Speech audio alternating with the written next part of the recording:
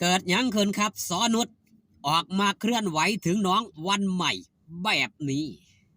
เคลื่อนไหวแบบใดนั่นก่อนอื่นขอกล่าวคำว่าสวัสดีครับผม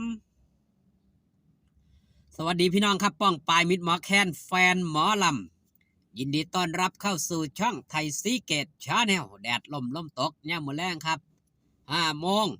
5:20กว่านาทีสำหรับน้องวันใหม่ณปัจจุบันเฮาสิเห็นได้ว่าได้เป็นศิลปินอีกหนึ่งศิลปินของวงสาวน้อยเพชรบ้านแพงที่ได้รับการสนับสนุนบอสโจเปิดไฟเขียวดันเต็มที่พร้อมดันว่าสันเถาะ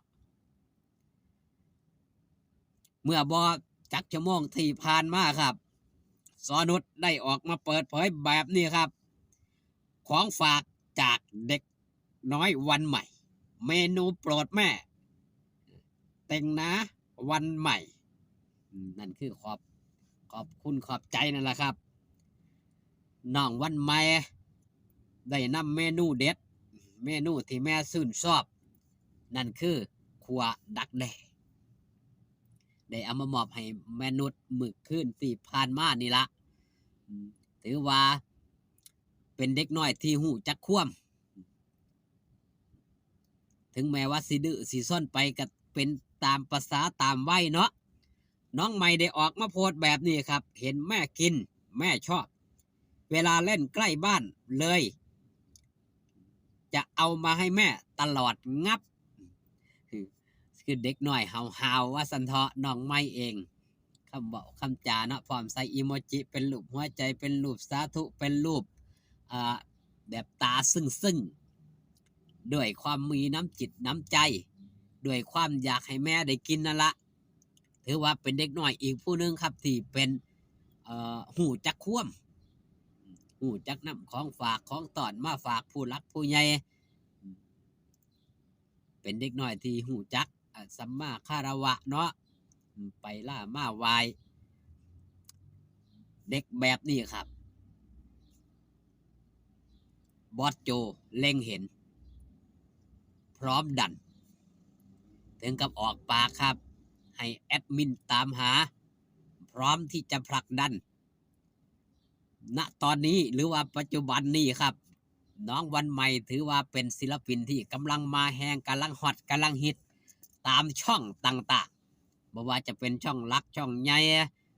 อย่างสาวหน่อยเพชรบานแพงช่องพ่อกันชัยช่องเสียนนท์ช่องพ่อแม่อุ้งเองช่องติดตามลาน้อยอุ้งเองล้วนแต่เป็นช่องใหญ่ๆผู้ติดตามลักแสนขึ้น100,000-200,000อัพว่าสันเถาะถือว่าเป็นศิลปินน้องใหม่ที่น่าจับตามองน้องใหม่ไฟแรง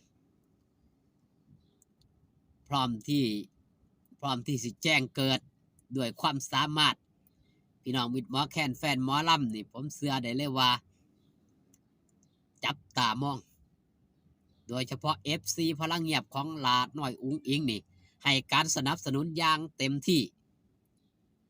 สำหรับศิลปินคนนี้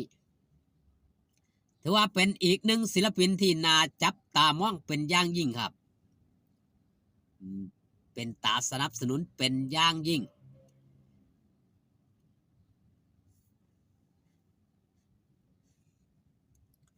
มื้อแรงกันอย่าลืมอย่าพลาดครับไปให้กำลังแรงเชียร์แรงใจลาน้อยอุ้งอิงพร้อมทีมงานชาวคณะสาวน้อยเพชรบ้านแพงศิลปินน้องใหม่ไต่ดาวอย่างน้องวันใหม่นี่ละกันหลายๆที่หน้าที่อำเภอปางกูเนาะแสดงอยู่หน้าที่ว่าการอำเภอพี่น้องป่องปลายมิตรหมอแคนแฟนหมอลำพากันไปหลายๆโต้ล่มหนาวในค่ำคืนที่2ของการเข้าฤดูหนาวอย่างเป็นทางการ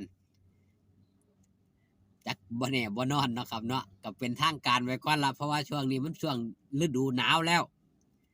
น้องวันใหม่นี่ก็เป็นเด็กน้อยอีกผู้หนึ่งครับที่ต้องการล่าฝันที่ต้องการ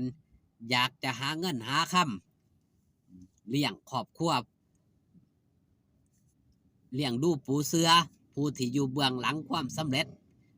ผู้ที่เลี้ยงได้ใหญ่มาอย่างยาเนาะเป็นผู้เลี้ยงเป็นผู้เกลือมาตั้งแต่เล็กแต่น้อยถือว่าเป็นเด็กน้อยที่หูจักความหมู่เฮาเจ้าควายนี่ตอนอายุ12 13เฮ็ดหยังครับ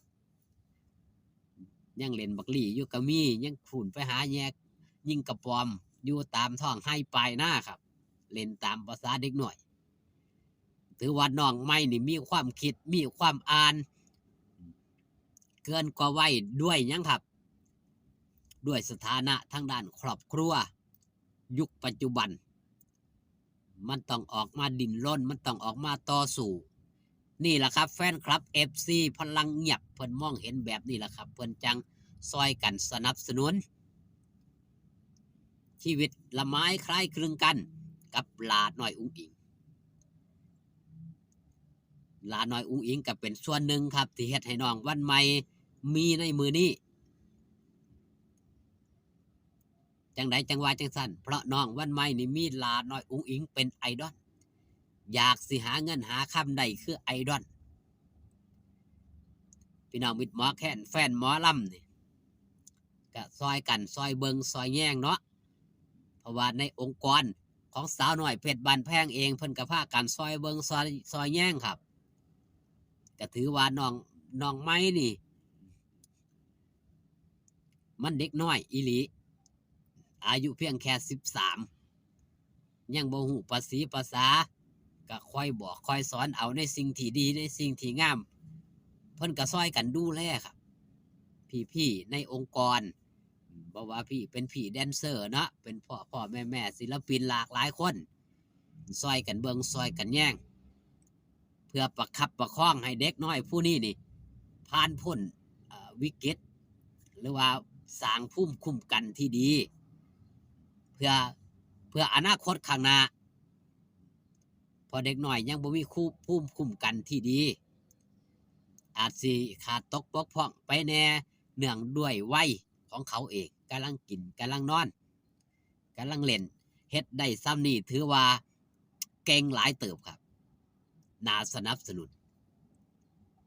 อย่างบอสโจเห็นบ่ครับแม่นหยังคือต้องจับเส้นสัญญาเพราะมองเห็นอนาคตข้างหน้าของเด็กหน่อยผู้นี้ต้องการเอาไว้ครับเอาไว้ปลุกเอาไว้ปั้นเอาไว้แต่งลองเบิ่งครับติดตามไว้เฮาสิเห็นอนาคตของเด็กหน่อยผู้นี้แน่นอนเอาคลิปนี้ฝากตอนเอาไว้แต่เพียงสำนี้ครับพอกันคลิปหน้าสบายดีครับผม